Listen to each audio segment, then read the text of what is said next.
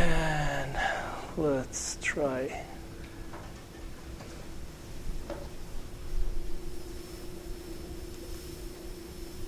Does this work? That actually probably won't work once you put the Okay. in your, That's okay. Hello, everyone.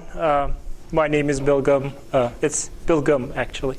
But that's okay. That's okay. So I'm very happy to be here. I hope you guys find some of this useful, at the very least.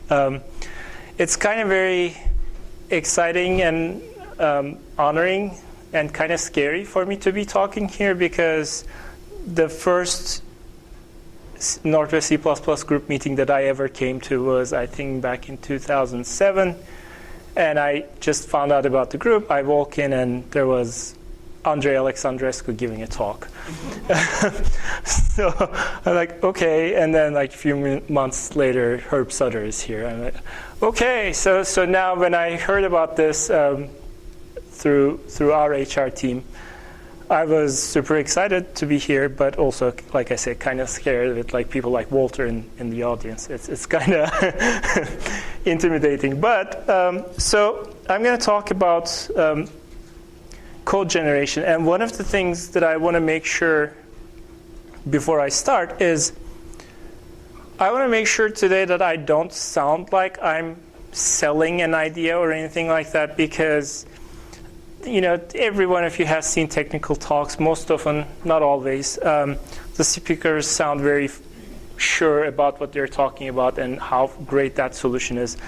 I'm definitely not feeling that about code generation. In my experience, what happened was code generation is this weird area where there are different solutions to different types of problems, and some solutions work on some problem domains very well and still has disadvantages, and they work just plain terribly on other problem domains, etc. So it's a bag of imperfect solutions to a set of problems.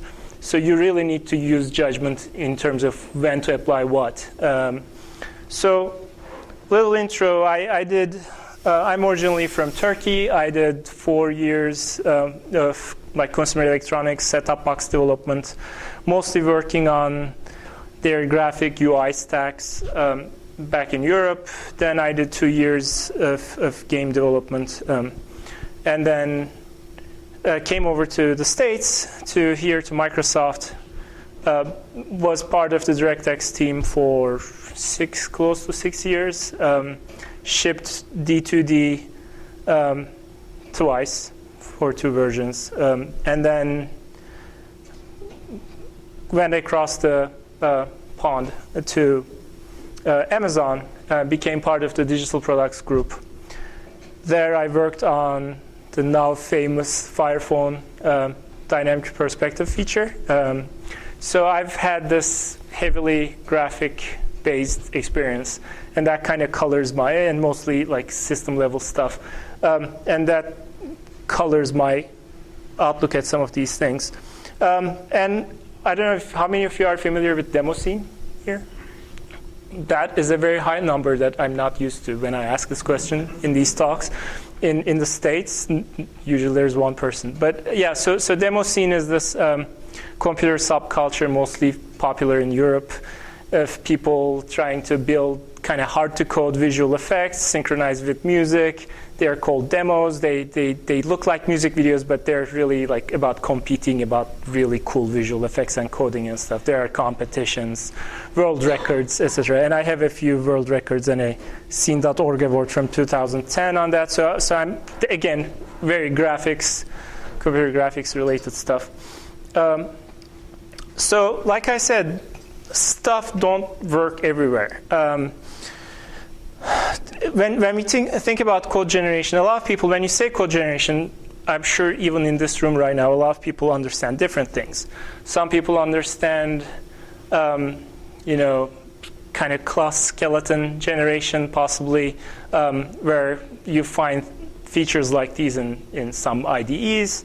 You write your header, or you inherit class A from class B, and the IDE generates all the virtual functions for you kind of thing with empty bodies. Another person may understand like the old school parser generators like Flex, for instance, would give you, you'd give it a grammar for a language, it would give you a completely humanly unreadable state machine with like hundreds of states in it, and you could never do anything with that code in terms of reading, but it worked. It would really parse the thing for the grammar. Other people use code generation for serialization, like the more recent things like Google's protocols buffers, or I've also seen it being used in terms of like marshalling between memory managed languages to native languages, etc. So typically when you're writing code and you feel like you're doing something really repetitive and you're dreading what you're doing, that's kind of the type of thing, or it's even error prone and repetitive. That's the type of thing that people working on code gen has been targeting. But different, like I said, different approaches work. Like your mileage may vary. So what I usually think about this from a few angles, I'd say. So I'd say you'd first need to consider the type of code generation. Are you going to do the skeleton to fill later on with actual code that you need to write, you're working on logic-wise? Or are you actually creating actual function bodies, so executable code that's like the parser case or the serialization case? Also, are you creating test code versus production code? Maybe you're creating test mocks, in which case they're not going to be part of the production code, and that may be a consideration.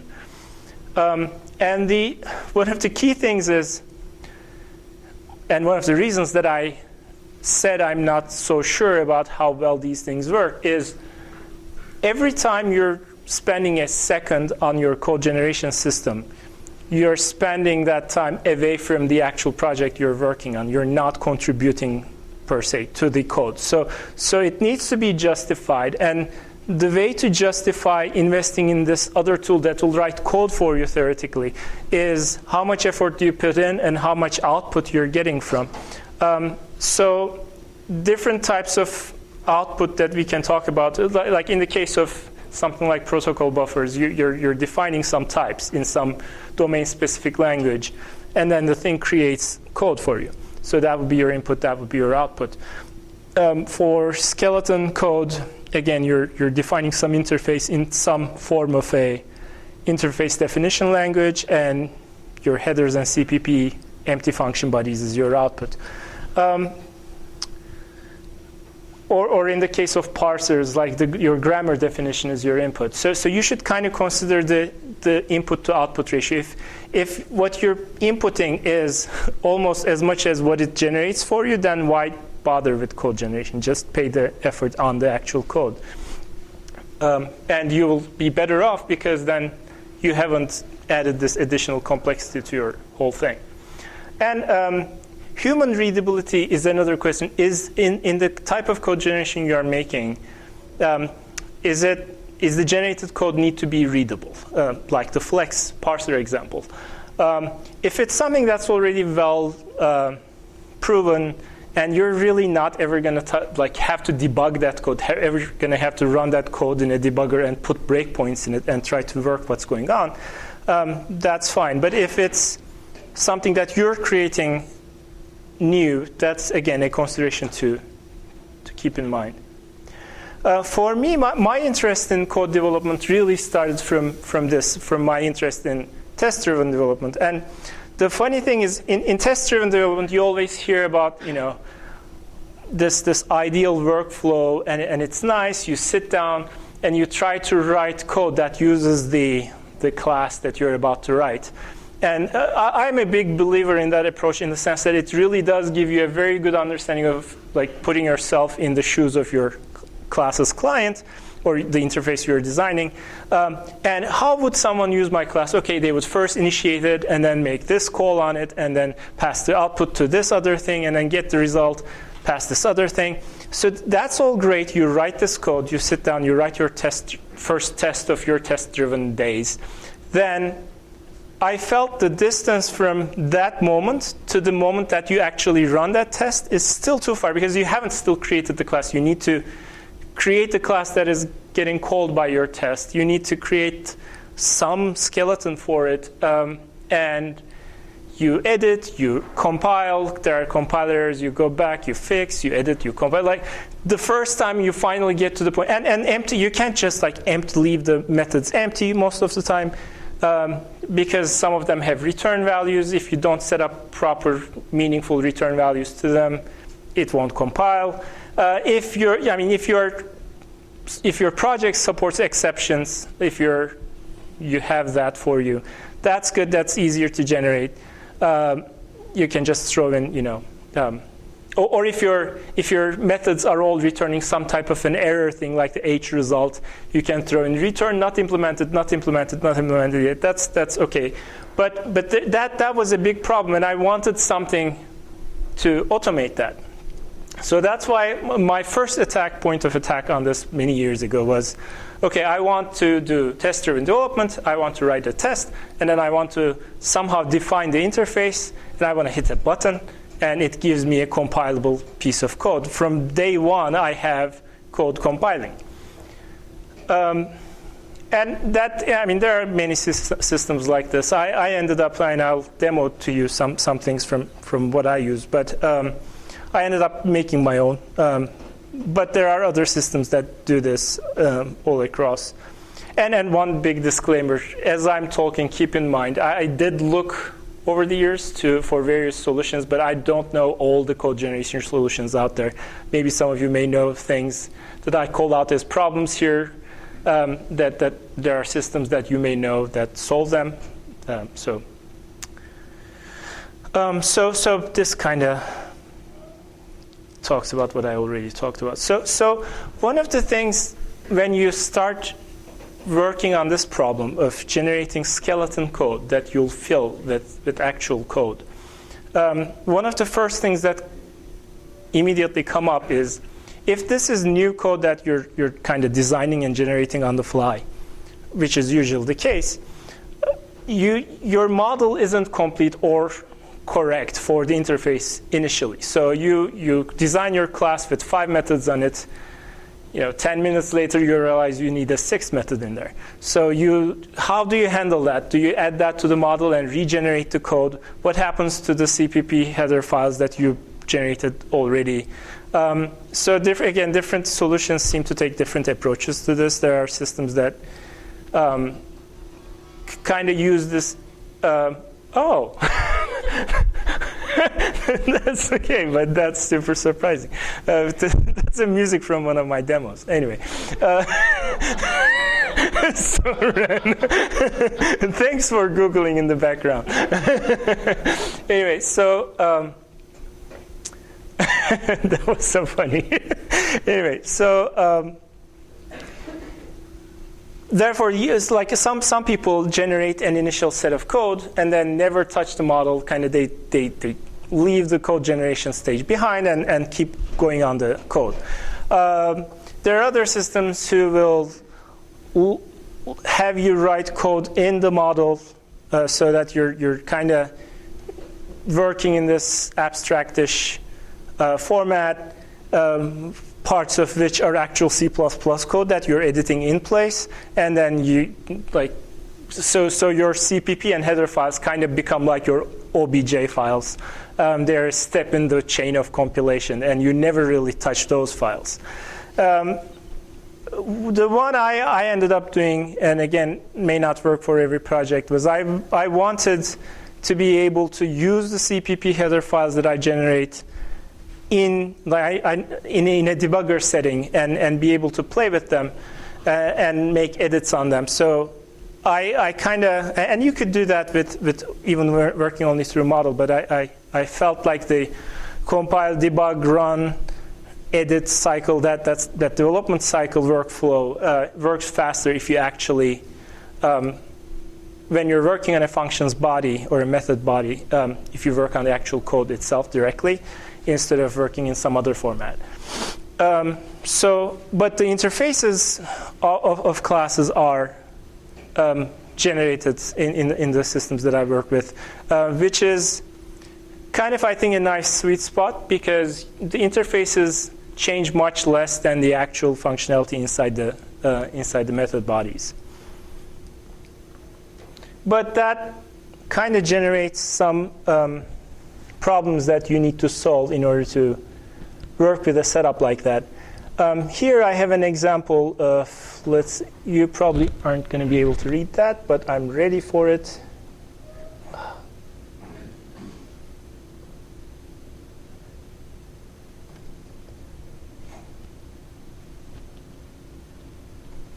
Okay.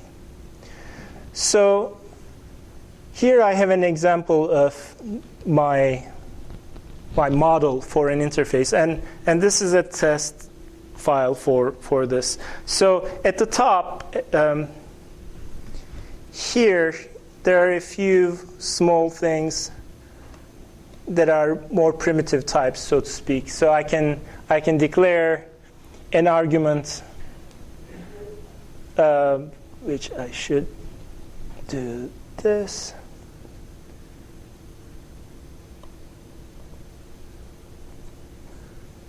So I can declare a simple argument with a name and a type, and I can declare methods similarly. And I apologize if your favorite format of object representation isn't XML. I know that's a hot topic among some circles. Like it should be JSON. So I don't know much about those things.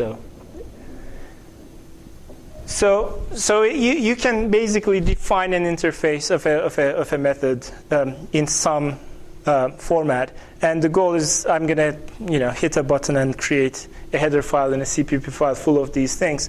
And the main thing here is therefore a class is something that looks like this, which is wow. So this zooming in, zooming out thing is working much worse than I envisioned.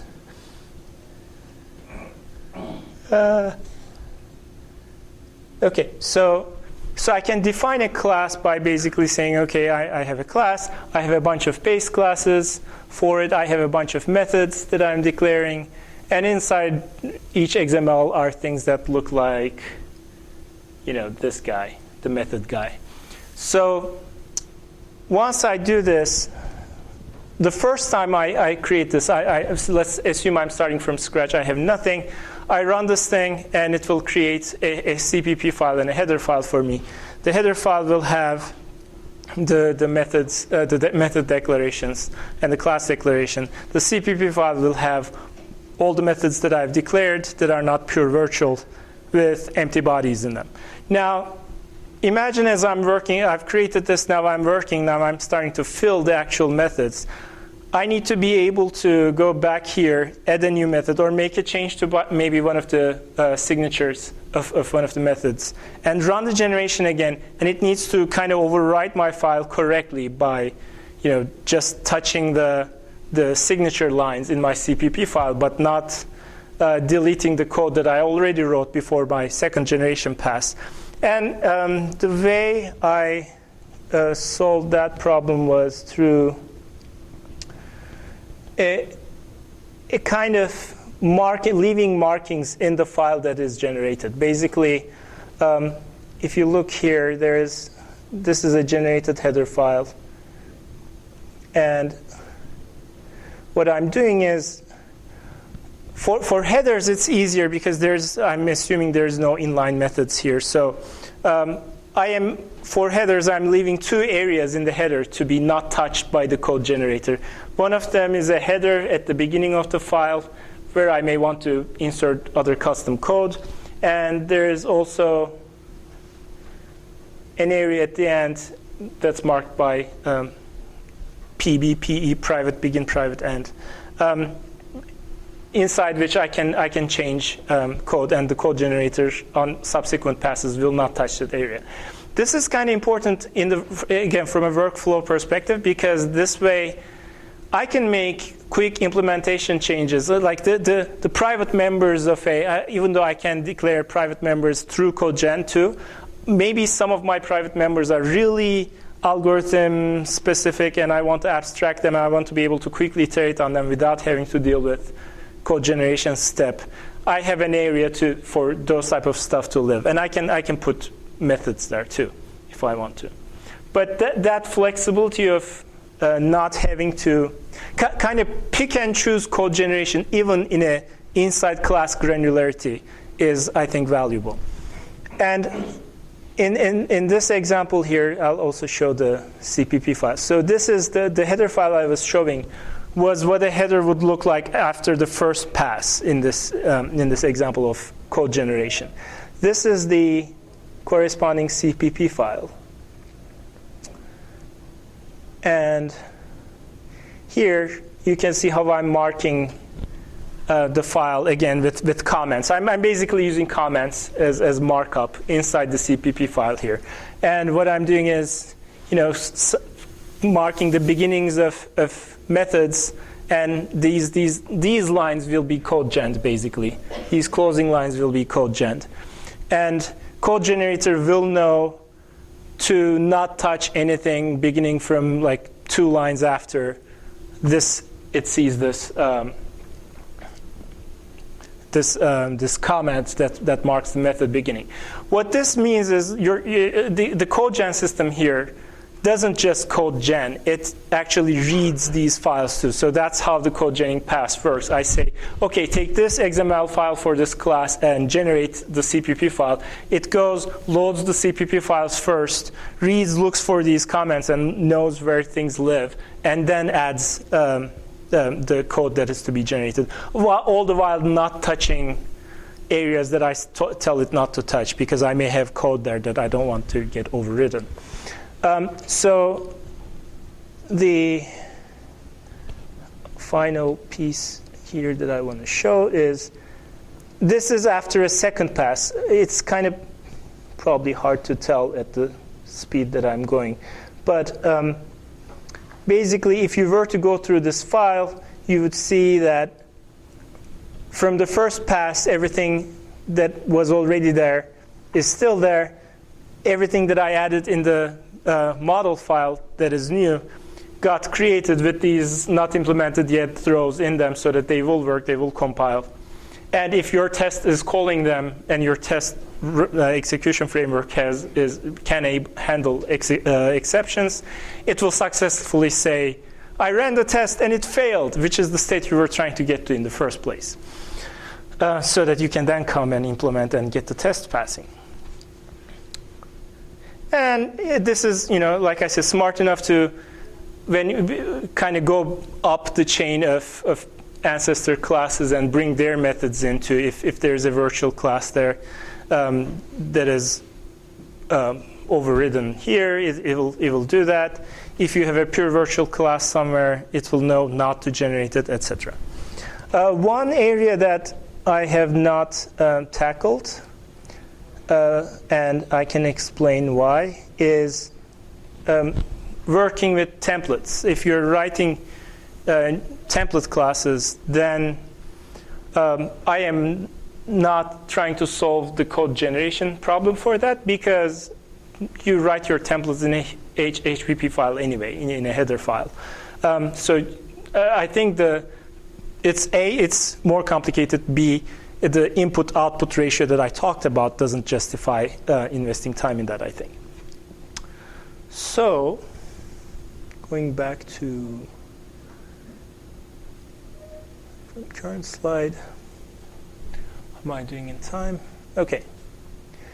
So one thing you'll notice is, and one thing I noticed when I was building this stuff is, I initially wanted to, one of the reasons I didn't like what I was doing before code generation was this header file and the CPP file, 2 entities living side by side, and you need to keep it in sync. You need to add a new method now. You need to go to the header, add it, go back to the CPP, add it. If there's inheritance, it's even worse. You need to go to the headers of the the base classes if they're interfaces. Add that there. so that multiple file handling was one of the things that I didn't like. But in my final approach, it's still same amount of files. Instead of editing a header file in a CPP file, now I'm editing an XML file and a CPP file. So XML file kind of has replaced the header file, which brings me back to the input-output ratio thing. This probably wouldn't be a good deal if I didn't get any other benefits from this. So at that point, I started looking at potential other wins. So one of the things that come up so often, and again, come up so often, depending on the problem domain, is things like logging. For instance, some systems, if you're making a game that is a user mode app that's on a PC or a well, mostly on a PC, let's say, I would argue that you don't need that much logging because you're kind of interacting with the app at all times, and you're using it as you're testing it most often.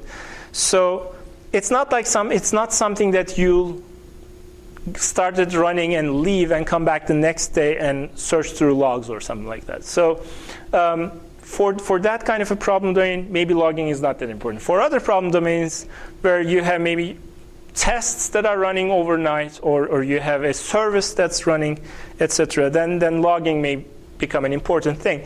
And you may want, there are various logging solutions. Every company, every team I've seen has eventually come up with their logging solution. You usually are trying to log entries and exits to methods is a common thing, and you may be logging other things in between, but at least can we get the entry exit tracing kind of logging from this was a obvious question. And for again, I kind of asked like, how much will the project be logging, when to log. If the amount of logging you're going to do is small, you don't need code gen again, because not worth it. If you want to instrument all your code or significant chunks of your code through logging and want to maybe try them, to turn them on and off at different times, then it is useful to code gen them. And I already have, like, I am generating the entry point to a function in code. So I can easily generate one more line under it that says like std, cout, entering the foo function, and you can make it as strong or as heavy or as light as you want. You can choose to print out all the values of the arguments that are being passed in, or you can just maybe just the method name is okay. How often you turn on and off, and whether do you turn these logging messages on or off, at what granularity matters. So the way skeleton code generation helps here is, like I said, it gives you two join points, and join points is a term from aspect orientation world. For those of you who may not be familiar with it, I certainly wasn't. Essentially, because we are generating code, we have these 2 points at the entry and the exit of a function. Well, at the entry of a function from code generation, but also you can use RAI-based objects, and their destructor calls will give you an exit point entry too. So you could have a logging class that says entered function foo, exited function foo, entered function bar, exited function bar. So also, we can use preprocessor to, kind of hijack some of the method name. Even though we can generate it, we don't have to generate it too. There are multiple. We have quite a few options in terms of this. And in fact, this kind of preprocessor macro to define the beginning of a function thing is a common thing in test development frameworks. So they'll typically have a test method, blah, that kind of stuff. And in the world of aspect orientation, again, I'm not an aspect-oriented expert by any means, but there are these three main concepts in aspect orientation, and that's to handle these cross-unit, cross-cutting concerns, and logging is certainly one of them. Essentially, you have what is called join points. It's across multiple units of code, you have these points where you want to inject code and behavior. And those are called join points. And like I said, with code generation, you can have 2 join points in every method. There's also, you can have join points by generating certain objects in as a member variable to a class. You can have more semantic join points in the dynamic sense, where you can track creation and deletion of objects. So you could do object accounting type of things this way too. Point cuts are, so you have defined n join points in a code base. Now you want to insert a particular piece of code to them. Which ones do you want to do? So it's kind of a selection filtering mechanism. And advice is usually the term they use for the code that is injected in there.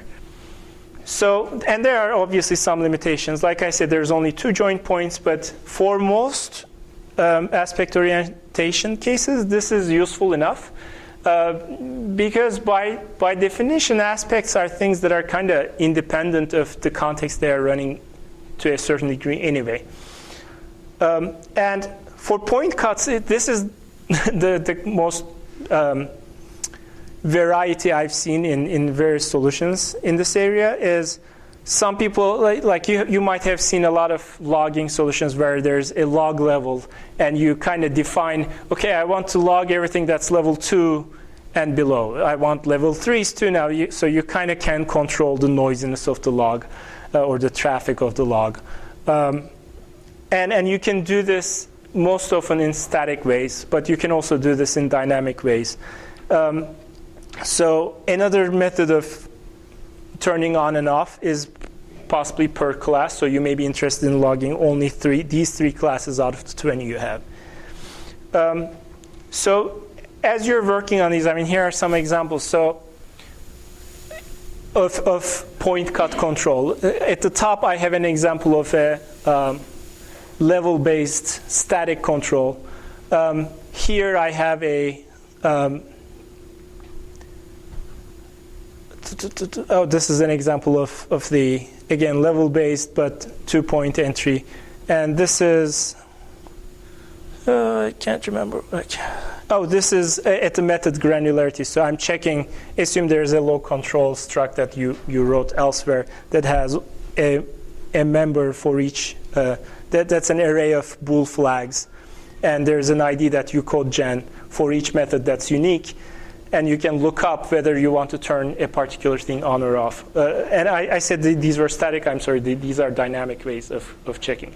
These are the static examples where you can use macros and conditional compiling to log in your debug version for all level 2s, but not for release version. And the top is again at a leveling granularity, and the bottom one is an example of class granularity. So, and the advice piece, the code that gets injected, one of the things that we need to consider when doing that is how intrusive that is. It may not be too important for a more semantic aspect. Things like I've seen examples of, transaction management in a database type of application. You don't care how intrusive that is. You really want that functionality there. But if you're logging and your app is critical, how much time is logging taking really? Or you're trying to profile, which I'm going to talk about, which is another aspect. You may be clocking the methods that you're running, and how much time is it taking to actually overhead of clocking compared to the thing you're trying to measure. Also, they kind of start messing with other things, especially if you're worried about perf and stuff. These make your CPU jump all over the place, possibly kind of thrashing your cache. So if that's something that you want to keep under control, possible ways of doing that is definitely don't do dynamic point cut control. Favor static, and the advice that goes in the behavior that gets injected, maybe you can do it inline. So macros would be your friend, or inline methods. So like I said, another common aspect that I can get out of code generation is perf tracking. I can input, again, I can put RAII objects that start a timer at their constructor and stop that timer at their destructor and report the result, and I can therefore clock. Like one common, a good example of this is in the Android world. The systrace tool set, if any of you have used it, may know how nice it is to be able to. And you use systrace through placing these macros manually into the methods that you care about, and then you run it, and then it dumps everything out to you. And then they have a nice visual tool that you can break things down and do profiling. And like I mentioned earlier, your only join points aren't the two method entry exit. You can also take advantage of object lifetimes and do counting. So now what we have is, remember, we started from a class definition XML file. So I defined an interface. Then I've been creating my skeleton code with it, and I started to now get logging and perf tracking out of my code gen. So I feel good by now about my input-output ratio. But again, the next question is this enough? Can we get even more output by maybe small additions to my input, not so much, ideally zero, and still more useful collateral that I can create? And obviously, since one of the initial motivators was test-driven design as well, I started looking into test code generations. And unfortunately, on the testing literature, and well, not so much in the literature. The literature has a more give and take consistent terminology. In the company, in the industries, in the companies that I've seen, in the various teams between, like within a company, people use so vastly different terminology to talk about testing concepts.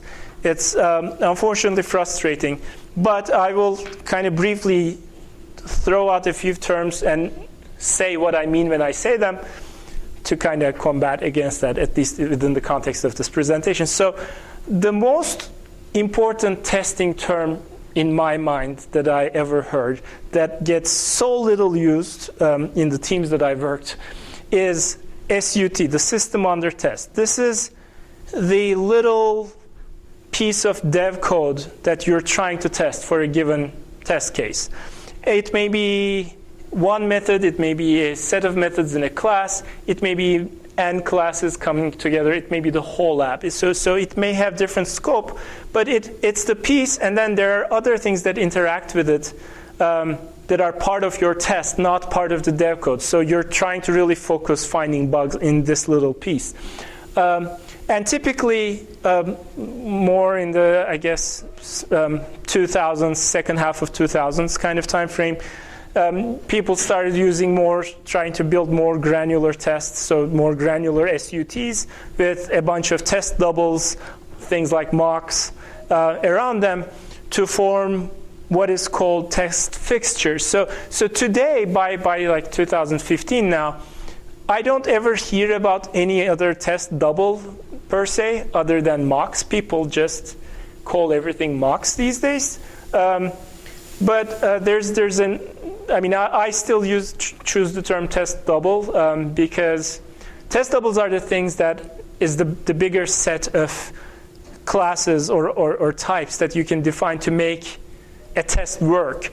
Some of them may be super lightweight. So maybe you're passing in some object pointer to a method, and that method takes that pointer and stores it somewhere, and later on returns it somewhere else.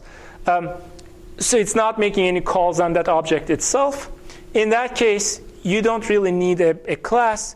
All you need is some, maybe even like typedef int that you pass in. That's like the lightest weight of test double. Nobody would call that a mock. On the other hand, a test mock would be something that has a particular approach to behavioral testing. So you create a mock class of the class that is going to take a part in your test. and you expect certain methods on it to be called with certain parameters, etc. There are some expectations on a mock. And the combination of your system under test and these external test doubles is called a test fixture. Test case is, again, very overloaded term in my experience. Back in my Microsoft years, there we had in the teams that I've been, the popular approach was to write a test case and then make it data-driven and feed large chunks of data to it, so that let's assume you have a test for a filled rectangle API. You write your test case such that it gets the rectangle definition as input and then renders with it and has an oracle and compares the results and says pass fail. But the key thing is you don't hard code a rectangle in your test case. That's an input that gets passed in, and then you pass in 100,000 different rectangles. I'm kind of exaggerating, but that was kind of the point. That's how DirectX ended up having millions, literally millions of test cases. It's test variations. It's essentially a way to kind of get more bang for your buck, was the idea. So I still use that terminology for a data-driven test. The one iteration of that input, that one different rectangle you use, is a variation. And the next question becomes, which of these can be code gens? Some of them, I think, have enough logic to warrant, no, you don't want to code gen them. You want to have an intelligent human being sitting down and designing tests in the most efficient way, kind of thing. Others not so much, more repetitive, like mock generation. And that was why I attacked that first. And mocks, when I first saw the notion of mocks, I was super excited. Hey, this is cool. Like, I don't have to build a whole system. And I had some very bad experiences from trying to test rendering APIs by running tests on them, to exercising rendering calls on them, and then capturing the screen or somehow capturing the output and try to do image comparison on it. It's if any of you have done that kind of testing, you know how bad it is. You start with golden images, you compare, and then things change, or you need to update your 2,000 golden images now. Now this becomes a thing that happens every so often. And then somebody comes up with a new graphic card, all things shift by 1 pixel to the right. The new driver version comes in, the gradient steps change because of hardware differences, etc. It becomes hell.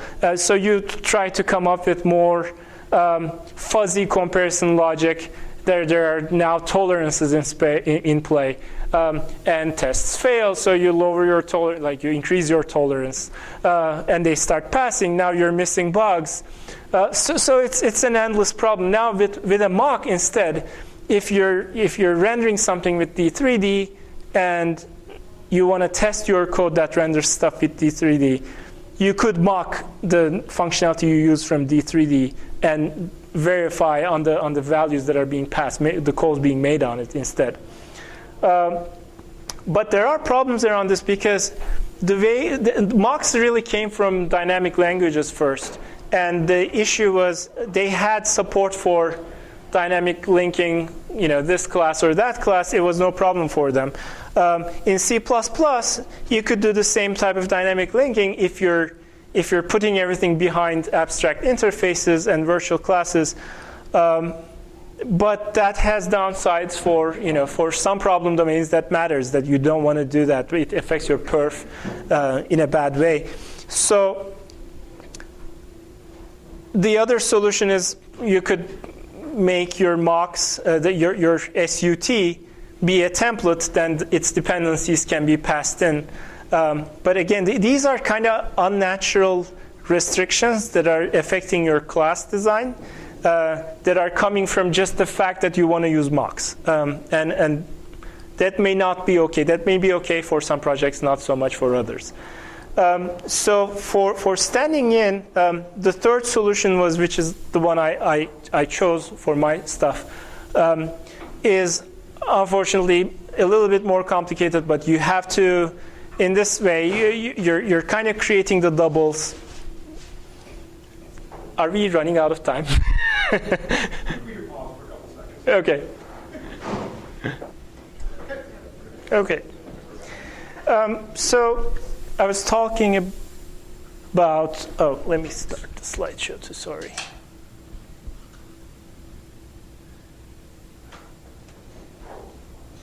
Okay, so the problem of replacing a lifetime class with a mock class that is a dependency of your system under test is therefore a problem in C++ if you want to be unintrusive on the class design itself. And one way to solve this is to actually be able to create a completely independent mock class file, a header file for mock class, a header file for the actual class, and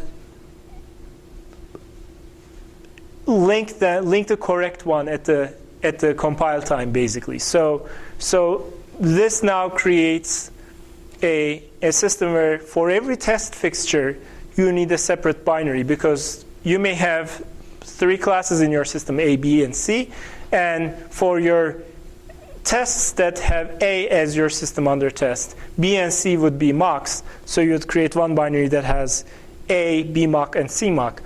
For your B tests, you would need A mock, B, and C mock, so on and so forth. So that's a problem that introduces a new code generation thing that you need to solve, which is now you need to generate your, I'll say, make files.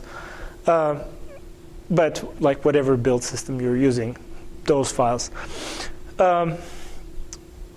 So that's additional complexity, but for some of the stuff that I work on, that was worth it. So I went that route. But for many cases, again, consider whether this is worth doing or not. If it's not, there's already good mocking frameworks that you can generate code towards.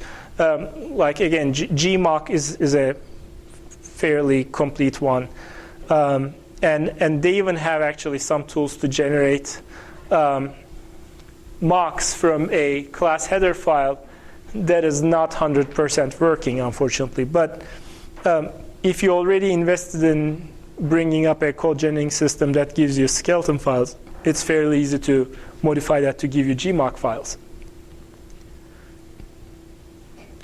So I talked about this guy.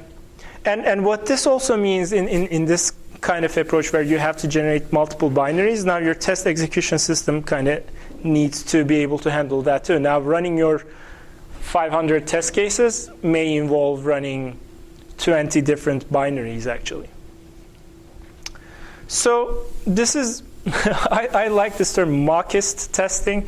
And Martin Fowler has a great article on this back in, I think, 2006 or 7, called Mocks Aren't Stubs. I strongly recommend reading it to any dev. Certainly any SDET, if there's any left. Unfortunately, the industry seems to be moving away from that discipline altogether. But the cool thing about this article is that it kind of has a nice survey of the literature, A, and B, it has some observations between what it calls classical testing versus mockist testing.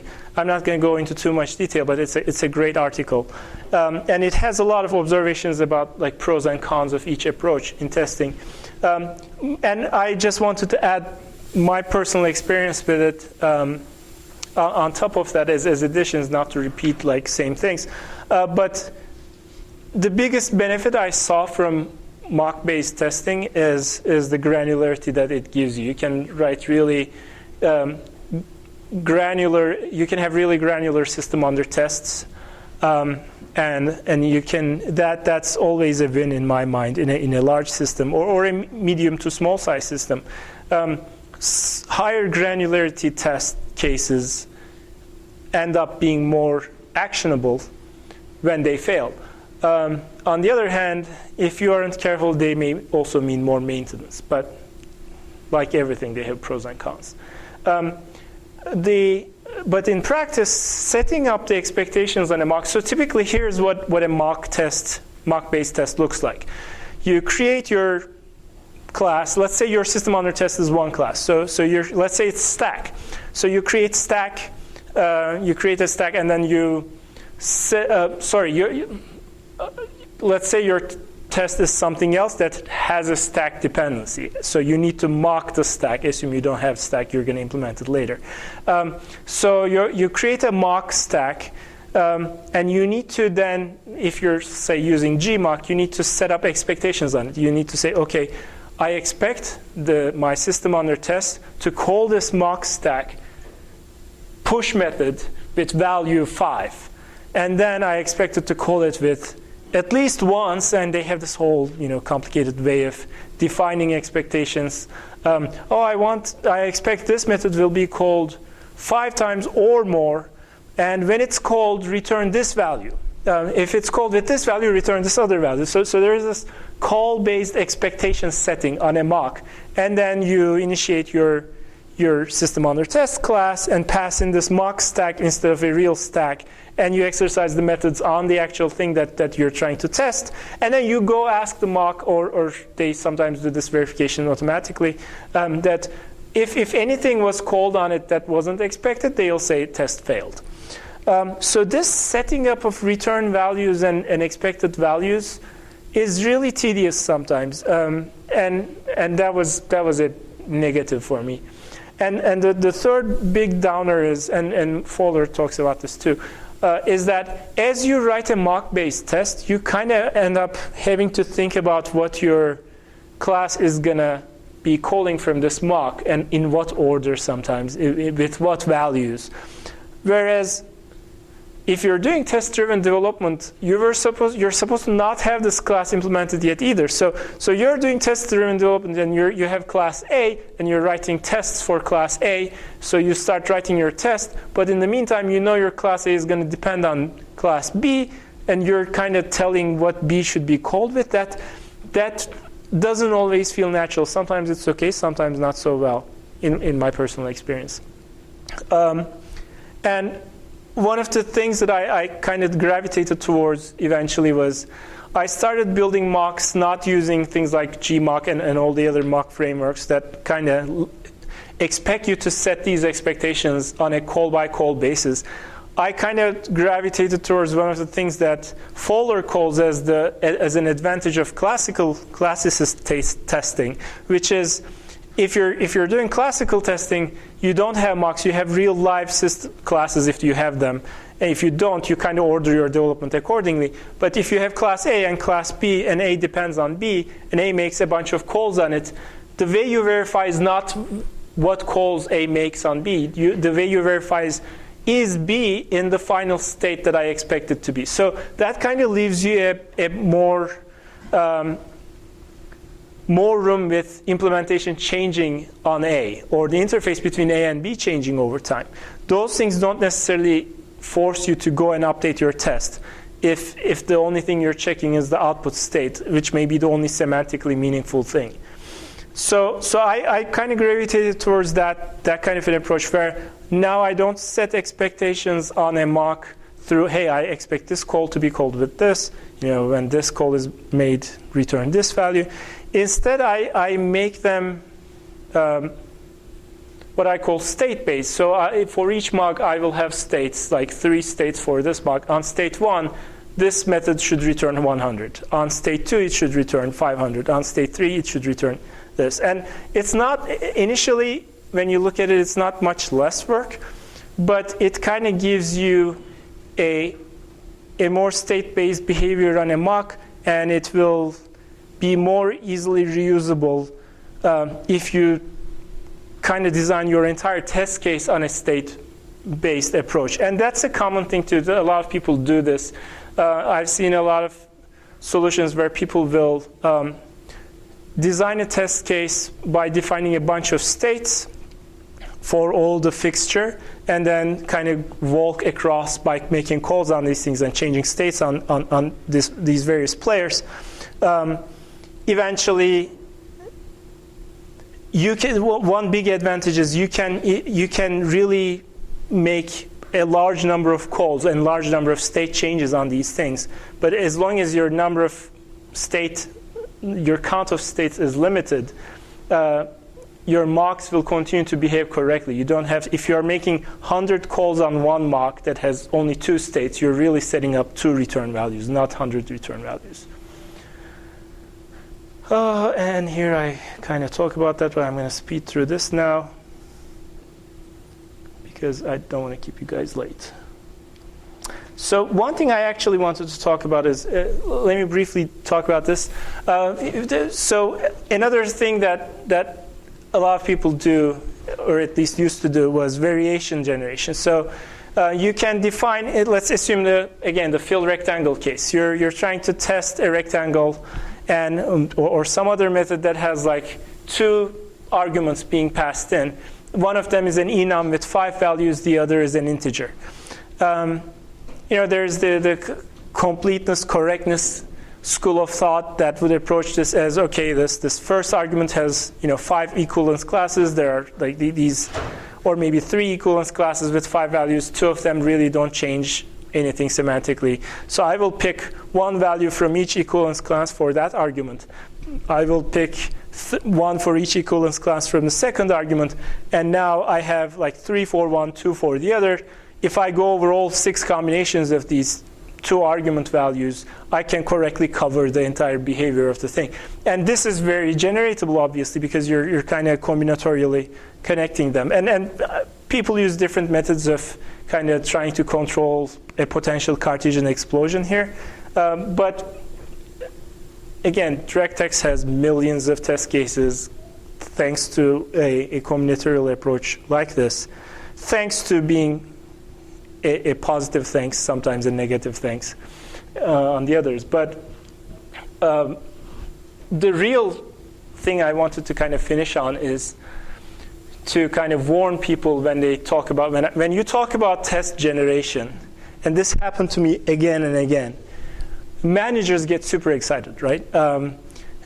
People think if you can generate large number of test cases, it's a good thing. Like you'll spend, n man-months of effort on the generation system, but then you will have unlimited supply of tests. And the more tests you have, there's this good intentioned belief that if you have 1,000 tests, that's good. If you have 1 million tests, that's better. Let's run through increase the number of tests, increase the number of tests. You're not paying anything for increasing the number of tests anyway. You're generating them, right? So the problem is the verification. The first problem you hit is the verification problem. When you want your tests to be automated, which you do, your test, it's not enough to just generate 1 million variations. You need to be able to also predict what the result of this SUT should be for those 1 million variations, which becomes more complicated a lot. And the thing that verifier object is usually called an oracle. And how are you going to get oracles? If you have a small enough number of variations, you can kind of manually hand code it, and that's how a lot of unit tests type of tests you write, right? You write a little method. You say, okay, I'm going to push 1 into my stack. I'm going to push 2 into my stack. Now I'm going to pop to the front one. I expect 2. You know that because you just pushed 2. But it's not always easy to verify how, for a method that takes 5 elements, the combination number 70,000 should return. So another solution is sometimes there are operations, there happens to be operations on a system that you can leverage, like it may be serializing some file to disk, and then you can verify it by deserializing it and comparing it to the original thing. And you can have a few manual ones to make sure that it's not always serializing an empty file and deserializing an empty file back, and then somehow, due to some bug, saying pass. Sometimes that kind of stuff happens in systems, and you can take advantage of that. But or sometimes there may be a comparable API from a competitor or an earlier version of your own company's API. If you're building D2D, you may be able to use GDI as a another 2D API, you know.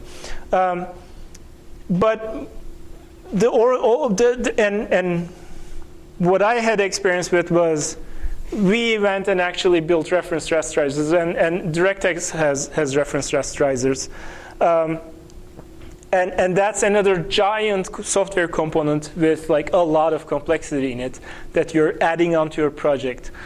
And is it better to spend time on writing a few targeted tests manually, not code genning them, and kind of keep it smaller, versus spending a lot of effort on implementing a reference rasterizer and maintaining it over a long time while generating a very large number of test cases? So that's what you need to weigh.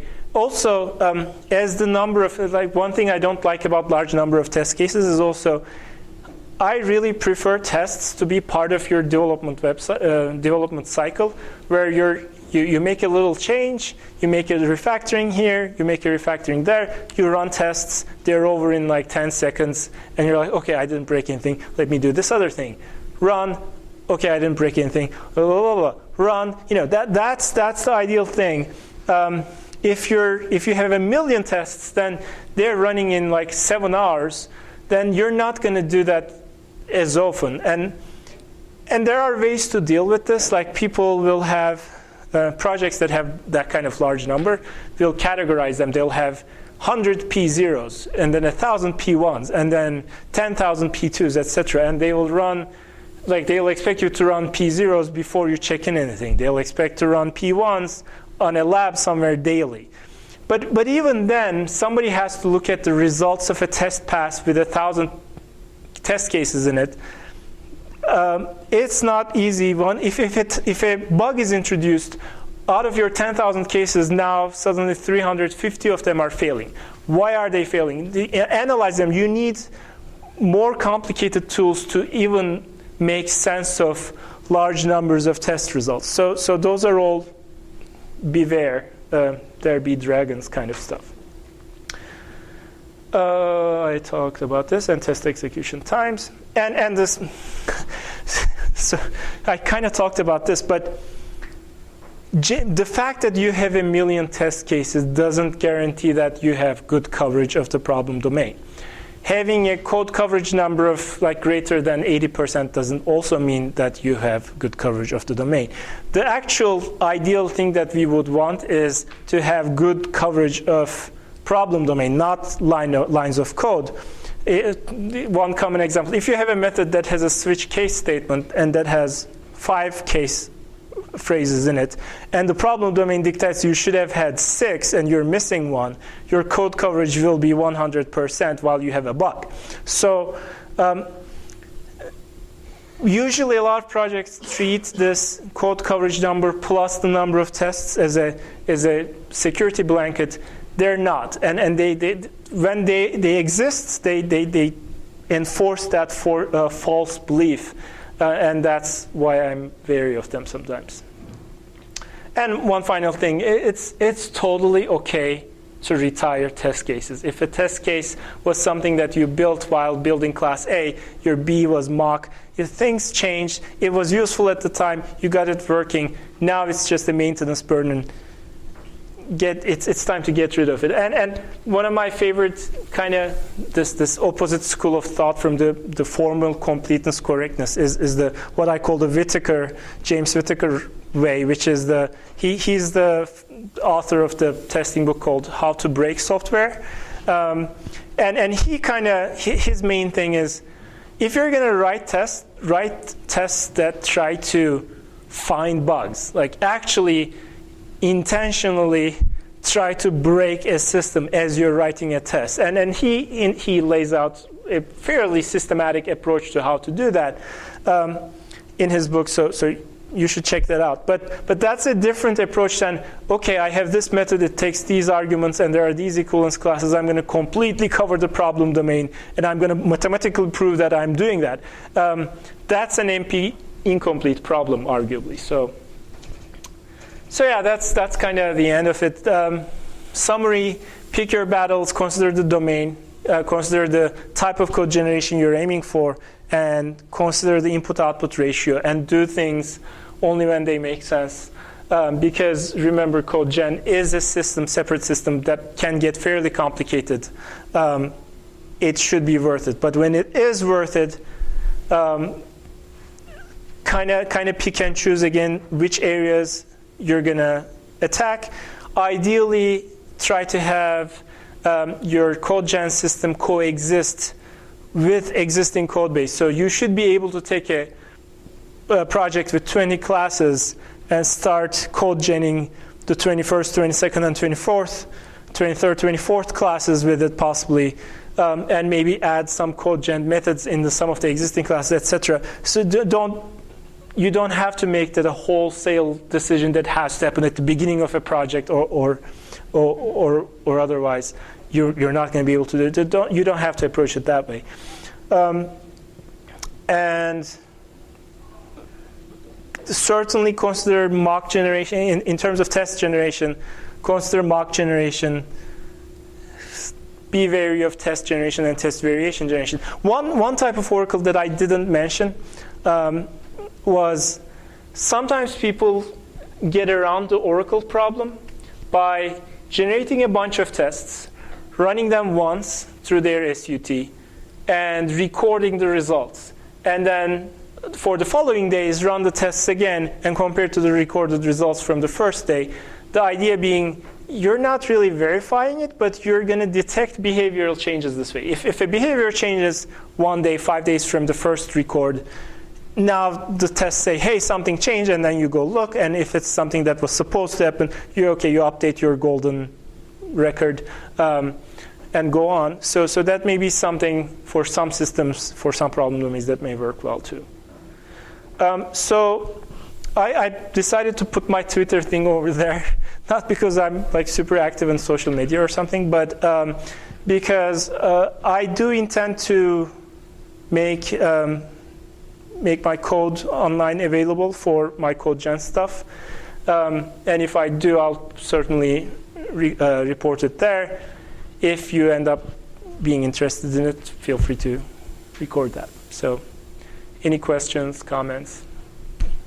Earlier you said if you use that unit or test coverage doesn't guarantee you have no bugs in it, and you're absolutely right. But I found over, often usage, that when I get 100% coverage of a function, they're almost once it goes out in the field, there's almost never any problems with it, other than my misunderstanding of what that function was supposed to do. Like, I got the requirements wrong or something. Those bugs are still in there. But sure, it doesn't prove it doesn't have bugs, but the experience is there are very few bugs in it once you get 100%. Yeah. I mean, I guess the more correct way to say it is that I didn't do is there is a strong correlation between your coverage and the likelihood of a bug coming out.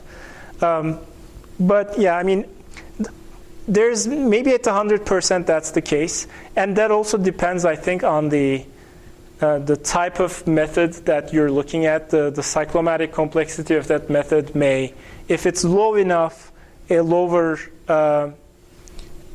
code coverage number may be good. A high code coverage number may be closer to being proof that there are no bugs in it. But there's a kind of dark alley there, I think, between 60% and 85% or so in my experience, where the code coverage is around there.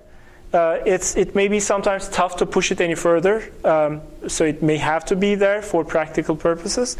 But when it's there, there is almost always bugs that come out of these types of methods when they're called in combination. Like, the problem is some of the types of bugs that manifest themselves only in combination of like bigger units of methods, sequences of method calls exposing a bug type of situation. I've just witnessed so many times that that 70% covered method still has a bug, and it's not very obvious. It only becomes obvious when you call these 5 other things in a particular order. And that's kind of what I'm more talking about. Because in my experience, a lot of people feel, oh, we hit 70%. it's really good. It's compared to the 50% case, and I think it's not. But maybe as you get closer to 100, and if your cyclomatic complexity of the original method wasn't high to begin with, yeah, I agree. I think it's fairly safe. In your experience, the teams you work with, they regard 70% as being the goal or the bar? I think 70% is fairly common. 70%, 80%. Because remember also, like in some cases I've seen, there will be macros that are used for sets of APIs that have like some error type returning from everything, and they're exception free, so they're returning errors from everything, and you see across the code these macros, that mean basically make this call, and if the result was okay, go on. If it's not okay, fail. And those type of stuff that have the essential macros that have branches in them sometimes are very difficult to add to the code. So the code coverage numbers will be low, but the actual like C++ line of coverage will be higher actually. But so that's why a lot of times I've seen projects calling 70% good, because so much of the code has, like so much of the extra branches you're not covering is hidden in macros, if that makes sense. Okay. Yeah? So what actual instances do you use code generation for? So almost always serialization. If there's some like an MMORPG game, network game type of an environment where you have a client and there's a game server somewhere, and your client says, "Okay, my knight just swang the sword and hit this goblin." Like that's an event you have to send, and as game development progresses on, you keep adding new types of packages to represent different game event types that you send. For something like that, you almost always have this like serialization layer on the client side, and then pushes it up the network. On the server side, you get that back, you turn it into some other object there, and process it. That's like too many code changes, like 4, 5, 6 files being changed when you want to add one field to a package. That kind of stuff is so error prone. There, I prefer it not because of the input-output ratio, but the error proneness of the changes, really. Another one is, even though I kind of talked, I guess, somewhat negatively about Flex and parser generation, I like Flex and parser generation, using Flex for parser generation because it's so fast in terms of like perf, runtime perf. For a while back in mid-2000s, I moved away from it in favor of Boost Spirit, which tries to handle the exact same problem through like super template meta programming tricks. Was just way slower in runtime performance, so I moved away. And I use headers in some projects. So that's another thing. Like the domain matters. If I'm making a game, I'm not gonna bother with like logging as much, and I'm not gonna bother with mock-based testing as much. So in a situation like that, I'm not gonna use code gen.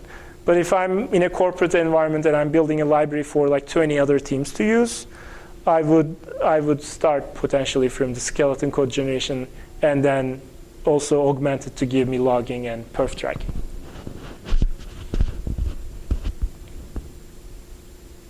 Yeah. Which code generation framework do you actually use? I'm sorry, City. Which code generation system do you actually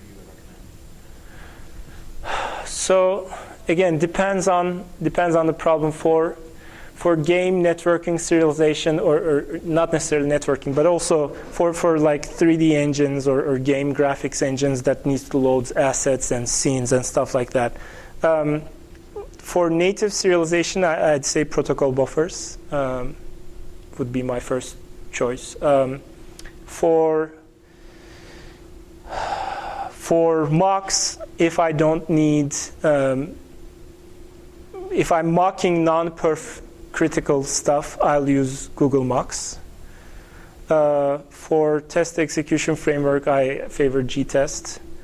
And some of these may be dictated by where you're doing this. If you're in Microsoft Windows, Windows has its own like TAFE framework. You would need to use that as your execution framework. They may also dictate, I don't know if they have a mocking system now. So yeah, some of these choices may be made for you already.